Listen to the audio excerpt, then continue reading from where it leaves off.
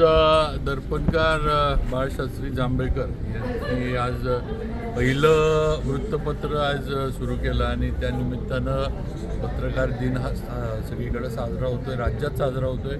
आज सर्व माझ्या साताऱ्यातील जिल्ह्यातील पत्रकार बंधू, इलेक्ट्रॉनिक मीडियाचे सर्व प्रतिनिधी यांना शुभेच्छा देण्यासाठी या ठिकाणी मी खरं म्हणजे आलो होतो आणि त्यानिमित्तानं सत्कार पण नवीन कार्यकारिणी जी झाली आहे त्यांचे आज इथं झाले। बरेचसे अगदी मनमोकळेपणानं भाषणं, चर्चा झाली। पत्रकार भवनाच्या काही अडचणी आहेत ते झालं। पत्रकारांसाठी त्यांची म्हणजे आर्थिक परिस्थिती हे नाही, त्यांना एक म्हाडाच्या माध्यमातून एखादी घरकुल योजना साताऱ्यामध्ये व्हावी। बाबा, महानगरपालिका होण्याचे संकेत तुम्ही दिलेले आहेत, लोकसंख्या अभावी याच्यात अडचणी येऊ शकते का तुमच्या डोक्यात? थोडे निकष आहेत लोकसंख्येचे, पण आपण आता हद्दवाढ आपली झाली आहे।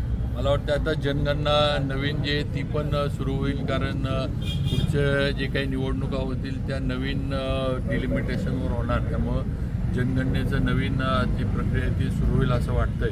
त्यामुळं जनगणना एकदा आपली झाली की आपोआप आपली लोकसंख्या जी आज म्हणजे हे आहे, म्हणजे पूर्वीची जी कमी पडते ती अधिकृतरित्या मला वाटतं जनगणना झाल्यावर आपली संख्या येईल। पण तरी आपला प्रस्ताव आहे, शेवटी नगरपालिका वाढली पाहिजे। मध्यंतरी मी आपल्या सिटी बस सेवेच्या दृष्टीनं पण संजय सेठी जे आपले परिवहन विभागाचे सचिव आहेत त्यांच्याशी बोललो, प्रताप सरनाईकांशी बोललो, आम्ही कॅबिनेटला एकत्र होतो सगळे। तर लवकरच आपण सिटी बस सेवासुद्धा साताऱ्यामध्ये ई बसेस जे आहेत त्या आणून, इलेक्ट्रॉनिक बसेस आणून आपण सुरू करणार। बाबा